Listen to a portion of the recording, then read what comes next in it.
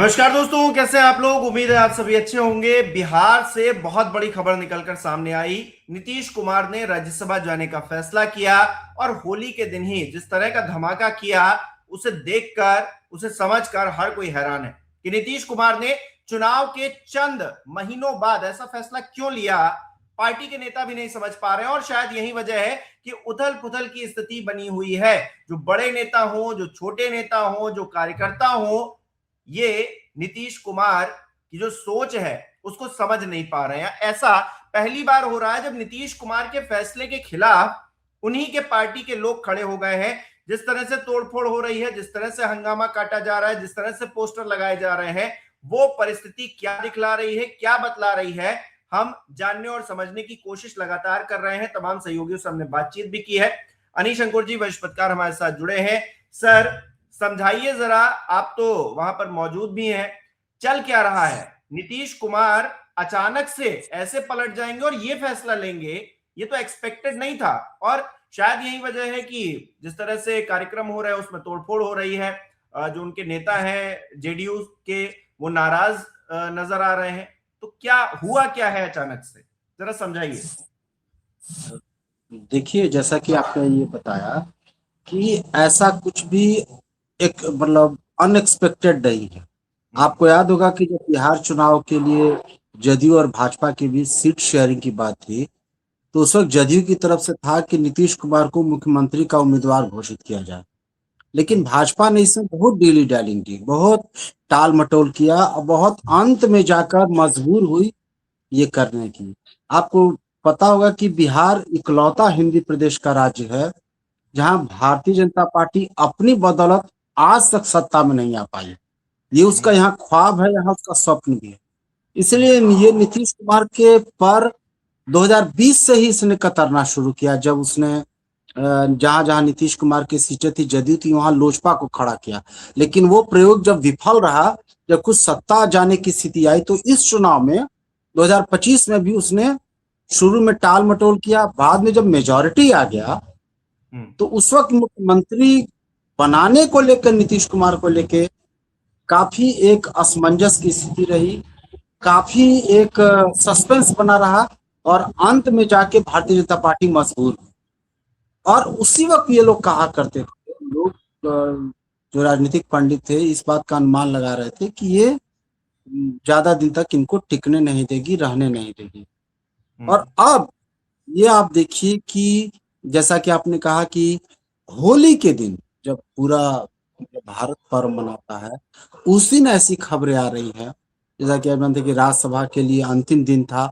अंतिम दिन को लेकर के, उम्मीदवार को लेकर बहुत कयास लग रहे थे, नीतीश कुमार रहेंगे या उनके पुत्र रहेंगे। जदयू कार्यकर्ताओं का एक बड़ा समूह चाहता है कि चूंकि नीतीश कुमार की एक प्रचलित धारणा हो गई है कि उनकी शायद तबीयत ठीक नहीं है, बहुत सारी बातें भूल गए हैं, कुछ ऐसी वीडियो ऐसी हरकतों वाली आ गई है जिससे ये जो प्रचार है इसको बल मिलता है। तो जदयू के कार्यकर्ता, जैसे अपने अपनी शुरुआती टिप्पणी में कहा, उसको लेके बहुत असंतोष है। और ये एक तरह से सही आपने कहा विश्वासघात है। वो इसलिए क्योंकि चुनाव में ये नारा था 25 से 30 फिर से नीतीश। अब 5 साल के लिए अगर आपने नीतीश कुमार के नाम पर वोट मांगा तो, और बीच में हटाना, तो ये सरासर जनादेश के साथ धोखा है, विश्वासघात है।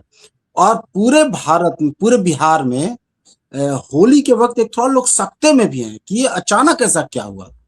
और इसलिए आप देखेंगे कि आगे आने वाले समय में जिस तरह से जदयू कार्यकर्ताओं ने दबाव बनाया है, और जदयू के भीतर जिसको कि लोकल लैंग्वेज में भूंजा पार्टी कहा जाता है, 4 लोग जो माने जाते हैं, ललन सिंह, संजय झा, विजय चौधरी, अशोक चौधरी, ये भाजपा के, इनके बारे में ये धीरे धीरे एक समझ बन गई है कि ये जदयू के भीतर भाजपा के स्लीपर सेल के बतौर काम करते हैं, भाजपा के एजेंट के बतौर काम करते हैं।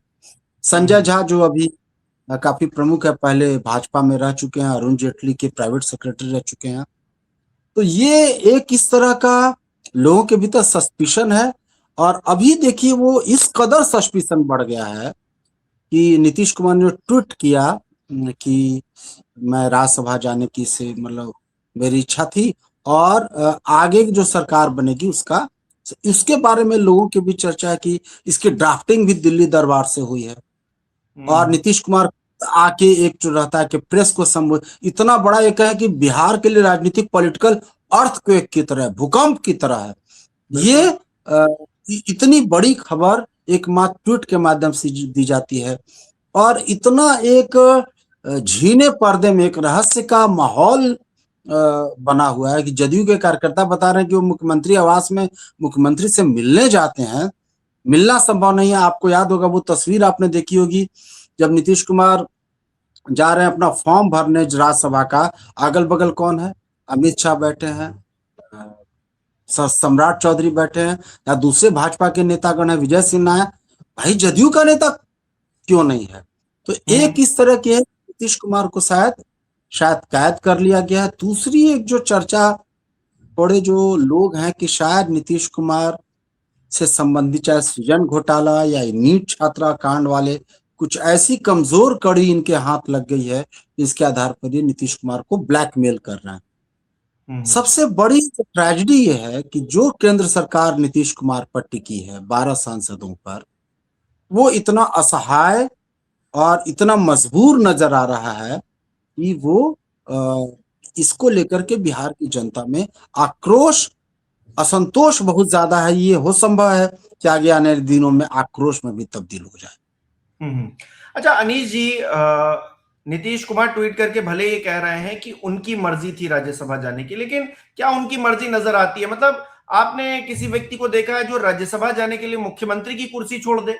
मतलब ऐसा ऐसा संभव है क्या? मतलब कि एक एक राज्यसभा की सीट के लिए वो मुख्यमंत्री पूरा राज्य छोड़कर चला जाए? हमने देखा राज्यसभा से लोग आ जाते हैं या फिर तमाम और जो सदन में होते हैं वो अपनी कुर्सी उर्सी छोड़कर मुख्यमंत्री कुर्सी पे विराजमान होने के सपने देखते हैं। यहाँ तो उल्टा हो रहा है। अब ये उल्टा क्यों हुआ है? इसके पीछे का क्या कारण अभी तक आपको कोई स्पष्ट नजर आया है क्या? क्योंकि बेटे को आगे बढ़ाना था तो बेटे को भी आप राज्यसभा भेज सकते थे, बेटे को भेज देते राज्यसभा, अगर राजनीति में एंट्री करवानी ही थी उनकी। देखिए हिमांशु जी, कोई यकीन, यहां तक कि मूर्ख भी इस पर यकीन नहीं कर रहा।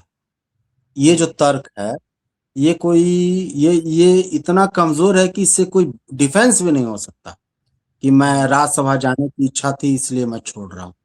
ये साफ है कि भारतीय जनता पार्टी ने एकनाथ शिंदे की को लेकर जो बदनामी हुई, तो यहाँ अपनी रणनीति में थोड़ा रिफाइंड किया है, थोड़ा ज्यादा बदनामी ना हो, खुद लगे। तो ये, और ये साफ है कि नीतीश कुमार बहुत सीवियर अंडर प्रेशर है, और इसको लेके बिहार इसके बाद सामान्य नहीं रहेगा। देखिए ये जो नवंबर में जो चुनाव परिणाम आए, भले भारतीय जनता पार्टी जीत गई, लेकिन उस चुनाव को एक वैधता होती है, एक लेजिटिमेसी होती है, वो लेजिटिमेसी नहीं थी।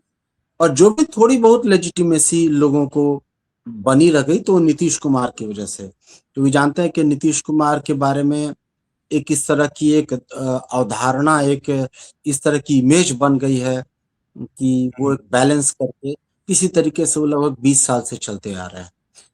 दिक्कत ये हो रही है कि बिहार में पिछले 35 वर्षों से 15 साल लालू प्रसाद और 20 साल एक राजनीतिक स्थिरता रही है ऊपरी स्तर।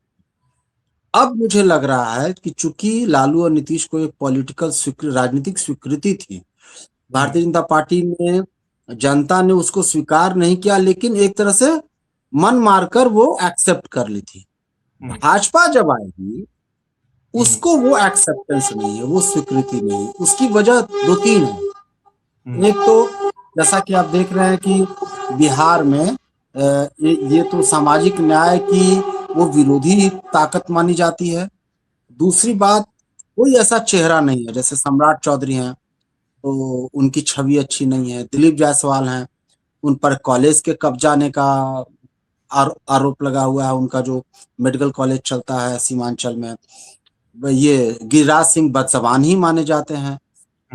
नित्यानंद राय के तो अपराधों का और एक अपराध के इतने उनकी किंवदंतियां सुनने को मिलेंगी हाजीपुर के इलाके में। तो कोई ऐसा साफ सुथरी छवि वाला व्यक्ति नहीं है जो इस स्थिति में आगे, तो मुझे लगता है कि आगे भाजपा बिहार एक टर्मोइल की तरफ जाएगा। भाजपा यहाँ जबरन शासन करना चाहती है, अपनी ताकत के बदौलत, अपनी जो संसाधनों के बदौलत। लेकिन भाजपा का यहाँ वैसे ही मिसकैलकुलेशन होगा, जैसा आप अभी अमेरिका को देख रहे हैं, ईरान में मिसकैलकुलेशन हुआ। भाजपा बुरी तरह संकट में फंसेगी और संभव है इसको लेकर आगे आने वाले 3-4 दिनों में देखेंगे। अब जदयू के अंदर जो कार्यकर्ताओं का दबाव पड़ा है जदयू पर, तो जदयू की भी बार्गेनिंग कैपेसिटी, नीतीश कुमार को भी आप देखेंगे, जो जदयू का जो प्रो नीतीश कुमार तबका है पार्टी के भीतर, उसकी ताकत बढ़ेगी, वो ज्यादा हार्ड बार्गेन करेगा। और भाजपा अगर बना भी लेती है तो उसके लिए लगातार मुश्किलें खड़ी होंगी। और बिहार अगर हम कहें कि एक वोल्केनो की तरफ खड़ा है, भाजपा के लिए मैनेज करना बिहार बहुत कठिन होने जा रहा है अगर वो ये करती है। अच्छा सर, कुछ लोग ये भी कह रहे हैं कि नीतीश कुमार को राज्यसभा भेजने का मकसद ये नजर आ रहा है कि उनको कहीं ना कहीं पीएम की कुर्सी के और करीब किया जाए। क्या वो डिप्टी पीएम बनने की तरफ आगे बढ़ रहे हैं? मतलब कुछ लोग ऐसा कह रहे हैं, ऐसी बातें होने लगी हैं अभी से। क्या इसे एक भरपाई के तौर पर सामने रखा जाएगा कि हमने आपसे चलिए बिहार ले लिया है, हमने आपसे सत्ता की कुर्सी ले ली है, मुख्यमंत्री की कुर्सी ले ली है, तो इसके बदले हम आपको कुछ ना कुछ तो देंगे, क्योंकि नीतीश कुमार केंद्र की सत्ता में भी बड़ी अहम भूमिका रखते हैं और उनका होना भारतीय जनता पार्टी के लिए बहुत जरूरी भी है। तो ऐसे में नीतीश कुमार बागी ना हो, इसके लिए कुछ ना कुछ तो उनको देंगे। एक राज्यसभा की सीट से कुछ नहीं होता है वैसे तो, लेकिन क्या वो डिप्टी पीएम बनाने का जो एक क्वेश्चन मार्क लगाया जा रहा है उस पर, उसको लेकर क्या कहेंगे आप? जो बातें हो रही हैं उस पर क्या राय है आपकी? ये कोई मूर्ख ही इस पर यकीन कर सकता है। देखिए, भारतीय जनता पार्टी जिस तरह का फोर्स है, खास करके प्रधानमंत्री नरेंद्र मोदी और अमित शाह का, ये भाजपा के अंदर के लोगों को, गडकरी और राजनाथ सिंह और बाकी लोगों को जब ये टॉलरेट नहीं कर रहे हैं, तो नीतीश कुमार जो आउटसाइडर हैं उनको ये लाएंगे, ये कोई मूर्ख ही यकीन कर सकता है। दूसरी बात ये कि नीतीश कुमार को जो पूरे भारतीय जनता पार्टी की सरकार अभी अभी अगर कहें तो नीतीश कुमार पर टिकी है, 12 सांसद हैं, और ये अगर नायडू मिल जाए तो परेशानी खड़ी कर सकते हैं। ऐसी स्थिति में आपको ये लग रहा है कि नीतीश कुमार को लगभग चारों तरफ से घेर लिया गया है और उनके अपने जो करीब के लोग हैं उनके पार्टी के अंदर, और वो लगभग असहाय हो चुके हैं। और ये अब तक लोग शिंदे मॉडल कहते थे, अब ये एक नीतीश मॉडल कहा जाएगा अपने सहयोगियों को निपटाने का। आप देखिए कि भारतीय जनता पार्टी इनको डिप्टी पीएम लाके, कुछ लोग राष्ट्रपति तक की बात करते रहे, ये काफी दिनों से चलती रही है, ये सब खाम ख्याली है।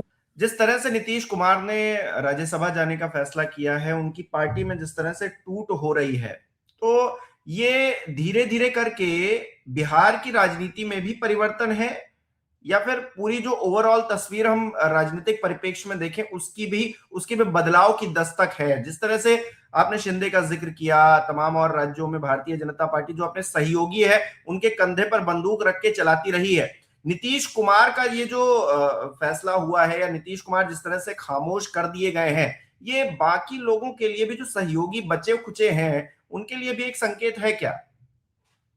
ये बिल्कुल, ये संकेत क्या है, ये बहुत दिन के उजाले की तरफ साफ है। और बाकी सहयोगी भी ये जानते हैं कि वो पहला मौका मिलते ही वो झपट्टा मारेगी। भारतीय जनता पार्टी के साथ जाना, आलिंगन करना, ये राष्ट्र आलिंगन की तरह, ये सब लोग जानते हैं कि आपको उसमें खत्म होना है। ये एक पहलू है, लेकिन आप ये जानें कि इसकी वजह से भारतीय जनता पार्टी की विश्वसनीयता बहुत निचले स्तर की चली गई है। और जो मैं आपसे कह रहा हूं कि भारतीय जनता पार्टी को इतनी बदनाम हो चुकी है अपनी नीतियों की वजह से, अपने कार्यक्रमों की वजह से। आप देख रहे हैं कि अभी भारत में जो हड़ताल हुई 12 फरवरी को, कल्पना से परे 35 करोड़ मजदूरों ने हिस्सा लिया। कभी भारत के इतिहास में इतने लोग कभी किसी हड़ताल में शामिल नहीं हुए थे। किसानों का आंदोलन आप देख ले तो एक धीरे धीरे एक लोगों का टेम्परेचर बढ़ता जा रहा है। और अगर मैं बता रहा हूं कि विश्वसनीयता का संकट है, अभी अंतर्राष्ट्रीय राजनीति में जिस तरीके से ईरान के हमारे पोत से जहाज को जिस तरह से नष्ट किया ये इजराइल ने, उसके बाद जैसी पूरी दुनिया में दुनिया के लोग इनके बारे में मतलब निगेटिव कमेंट करने लगे हैं और पूरा संकट है पूरा भारतीय जनता पार्टी के लिए। देखिए आपके पास कितनी ताकत हो, बहुमत हो, धन हो, सबसे बड़ी चीज राजनीति में वैधता होती है, लेजिटिमेसी होती है। भारतीय जनता पार्टी बिहार में चुनाव जीत कर भी अपनी वैधता खो चुकी है और नीतीश कुमार वाले इसको सत्ता से हटाने के बाद उसकी बची खुची जो विश्वसनीयता थी वो भी खत्म हो चुकी है। अब वो ये सोच रही है नीतीश की पार्टी को अपने में विलय करके खरीद करके वो कर लेंगे, तो ऊपर से सतह पर दिखने में तो आसान लगता है, सब कुछ मतलब शतरंज के खेल की तरह शाह और मात का खेल लगता है, लेकिन बिहार बहुत मुश्किल परिस्थिति में चक्का फंसेगा भारतीय जनता पार्टी का बिहार में। और संभव है कि यहाँ से जो लहर उठी आगे भी दूसरे राज्यों में भी भारतीय जनता पार्टी को दिक्कत है। सबसे मुश्किल जी जी जी जी जी कंटिन्यू कीजिए। नहीं, सबसे मुश्किल जैसा कि मैंने कहा कि आप शासन सिर्फ बलपूर्वक नहीं चला सकते, आपको हथियार के बदले उसके लिए जनता में का कंसेंसस चाहिए। और मैं देख रहा हूं कि भारतीय जनता पार्टी जब सरकार बनी, गृह मंत्रालय को लेकर के उन्होंने जबरन लिया और गृह मंत्रालय लेने के बाद जब गरीबों के घर पर बुलडोजर चलने लगे तो पूरी तरह सम्राट चौधरी बदनाम हो गए। आप दूसरे और ये नीट छात्रा कांड आप देखिए कि कैसे इनके हाथ से निकल गया, सीबीआई में हुआ, मुख्यमंत्री के बेटे तक कि उसकी आंच चली गई। तो हर छोटी बड़ी घटना 3 महीने 4 महीने भी नहीं हुए, जगह जगह आंदोलन शुरू हो गए बिहार के विभिन्न हलकों में। खेती धान की खरीद को लेकर के बहुत ज्यादा लोगों में गुस्सा है। तो ये जो अभी तक गुस्सा जो बिखरा हुआ है भारतीय जनता पार्टी के बाद वो संगठित रूप ले सकता है। और सामाजिक स्तर पर भी अगर जातिगत स्तर पर भी देखें तो एक महागठबंधन का एक बेस है बिहार में, कम्युनिस्ट पार्टियों का, सीपीआई का, सीपीएम का, एमएल के अलग अलग धड़ों का कुछ पॉकेट्स है, कुछ आधार है। तो ये अगर मिल गया तो ये काफी डेंजरस हो सकता है भारतीय जनता पार्टी के। और भाजपा के पास कोई ऐसा जैसा कि मैंने न तो चेहरा है और न कोई कार्यक्रम है बिहार को आगे, जो इन लोगों को देना था बिहार को ये दे चुके। मुझे लगता नहीं कि ये इनका जो अगला टारगेट है कि बिहार में खेती की जमीन है वो कैसे कॉरपोरेट को दी जाए, उससे कैसे पूंजीपतियों को, इसको लेके और ज्यादा लोगों के पास जब अंतिम चीज जब छीनेंगे तो वो फिर वो रिटेलिएट करेगा, मुझे ऐसा लगता है। अच्छा, क्या इस आपदा में तेजस्वी के लिए कोई अवसर आपको दिखाई देता है क्या? जिस तरह से तेजस्वी का रिएक्शन सामने आया, वो कह रहे थे कि हम तो पहले से ही कह रहे थे कि नीतीश कुमार को ये मुख्यमंत्री नहीं रहने देंगे, तो उनकी बात पर जो ठप्पा लग गया है, तो इसका असर चुनावी तौर पर या राजनीतिक परिप्रेक्ष्य में तेजस्वी यादव उठाने जा रहे हैं इस पूरे उसका फायदा, आपको ऐसा लगता है क्या? देखिए, तेजस्वी यादव को इस चुनाव परिणाम ने जितना धक्का पहुंचाया था, जितना कहें उनके रैंक एंड फाइल में जो निराशा थी, भारतीय जनता पार्टी के इस कदम से उसको पुनर्जीवन मिला। और लोगों के बीच ये बातचीत चल रही है कि नीतीश कुमार की भी स्थिरता, नीतीश कुमार की भी जरूरत भाजपा को तभी तक थी जब तक राजद एक बड़ा फोर्स था। राजद और कम्युनिस्ट पार्टी में सीपीआई, सीपीएम और अन्य धड़ों का जो डेडली कॉम्बिनेशन है, इसको काउंटर करने के लिए हमको नीतीश कुमार एक पिछड़ा चेहरा ही है। अब नीतीश कुमार के जाने के बाद नीतीश कुमार का जो बेस है, जो मान लीजिए कि ओबीसी के एक हिस्से में बेस है, ईबीसी में बेस है, महिलाओं में बेस है, ये इनके पास जब लगेगा कि जैसा कि मैंने कहा विश्वासघात किया गया, क्योंकि नीतीश के चेहरे पर महिलाओं ने, जीविका दीदियों ने या बाकी महिलाओं ने वोट किया।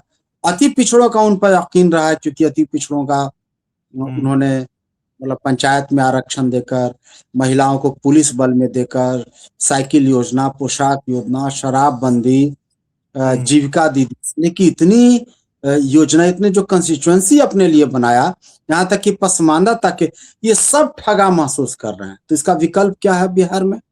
तेजस्वी यादव। और तेजस्वी यादव को ये खुद रेलिवेंट बना रहे हैं। जो तेजस्वी यादव अप्रासंगिक से हो गए थे, भारतीय जनता पार्टी उनको निकाल के प्रासंगिक बना रही है। बहुत बहुत शुक्रिया सर, अपने विचार रखने के लिए, तमाम बातें हमें बताने के लिए, समझाने के लिए कि आखिरकार बिहार में चल क्या रहा है। उम्मीद करेंगे बिहार के भविष्य के लिए सरकारें काम करें, ना कि जो है अपने मतलब के लिए। हालांकि जो scenario Bharatiya Janata party create कर रही है वो कहीं ना कहीं एक राजनीति पर धब्बा लगाने जैसा भी नजर आता है, क्योंकि मतलब तोड़ फोड़ करना या फिर इस तरह से मैनिपुलेट करना या फिर इस तरह से सत्ता को हड़प लेना, जो जनादेश है उस पर अपना साम्राज्य स्थापित कर लेना, ये कहीं ना कहीं दिखाता है कि राजनीति जो है गलत ट्रैक पर है। अब हम उम्मीद ही कर सकते हैं लोकतंत्र में, और इससे ज्यादा क्या ही किया जा सकता है। बहुत बहुत शुक्रिया सर हमारे साथ जुड़ने के लिए, तमाम बातचीत के लिए। हमारे दर्शक कमेंट करके अपनी राय साझा कर सकते हैं। बहुत बहुत धन्यवाद।